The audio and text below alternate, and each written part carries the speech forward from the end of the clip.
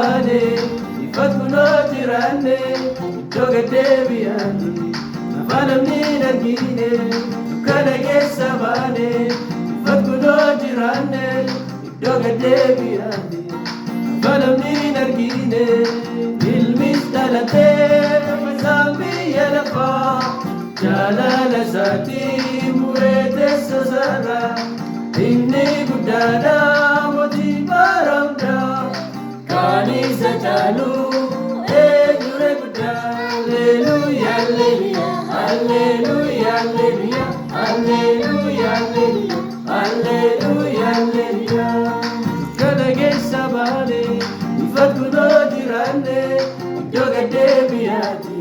lafa namni hin argine kana keessa baane ifat kunoo jiraanne iddoo gaddeebi'aati lafa namni hin argine